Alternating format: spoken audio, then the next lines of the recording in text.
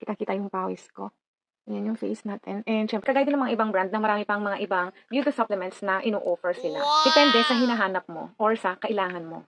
But eto na, ang ganda-ganda nga ng skin, ayan, lalo-lalo na dito sa face, parang makikita mo na ang ano, yung ang aliwalas ng mukha mo, ayan, glowing. But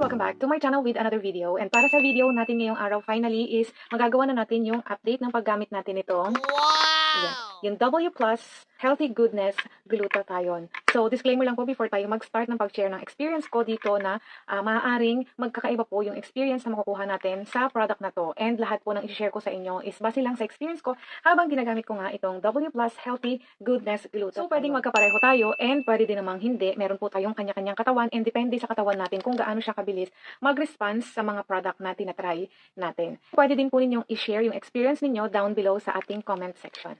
So, ang update natin is after a month na kasi itong isang bottle ay 30 capsules siya and once a day lang natin siya na ginagamit. And note na nung nagtitake ako nito is kasabay niya yung pagtitake ko nito. Ayan, nagawan ko na rin to ng ating review and final review. Itong ating Placenta Collagen Inner You. Ayan, kung gusto niyo pong mapanood yung ating review about dito is ilalagay ko po dito sa ating I button or sa ating description box. Maglalagay po ako ng link ng video natin about dito.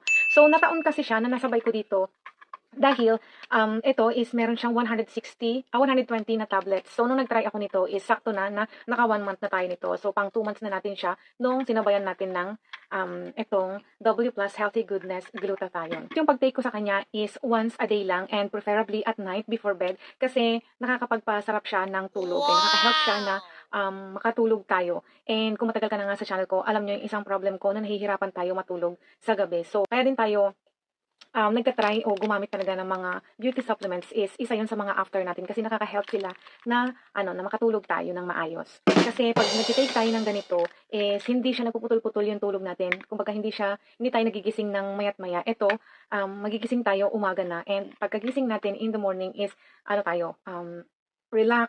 Feeling natin well-rested yung katawan natin mula sa pagkakatulog and mas may energy tayo pagkagising, ayan, compared dun sa wala tayo. So, itong beauty supplement na to is hindi naman siya nakakasakit ng tiyan. May mga na-try tayo before na medyo parang nagkakaroon tayo ng acid reflux. But this one is hindi.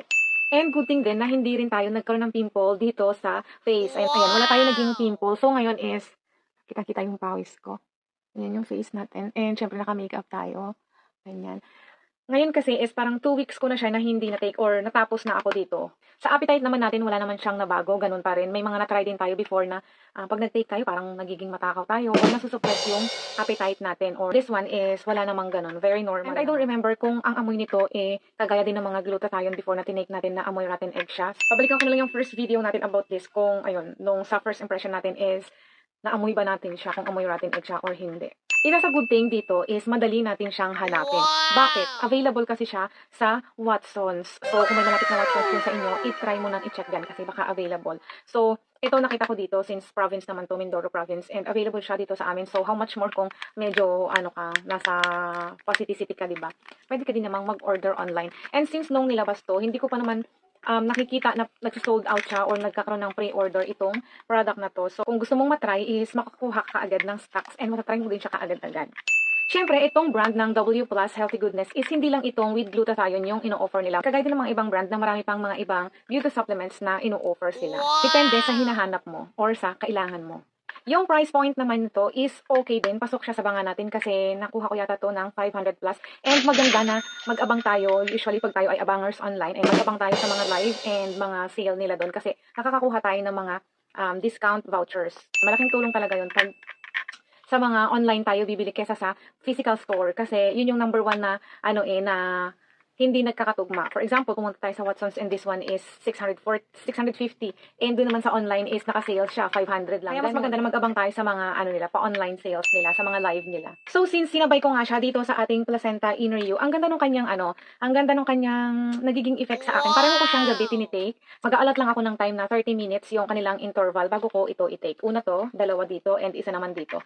And then yun, sobrang sarap talaga ng tulog. And ang ganda nung kanyang pagka-combo kasi nakakaano talaga siya, nakaka-glow talaga siya ng skin. But, eto na. Ang ganda-ganda nga ng skin. Ayan, lalo-lalo na dito sa face. Parang makikita mo na ang yung aliwalas ng mukha mo. Ayan, glowing.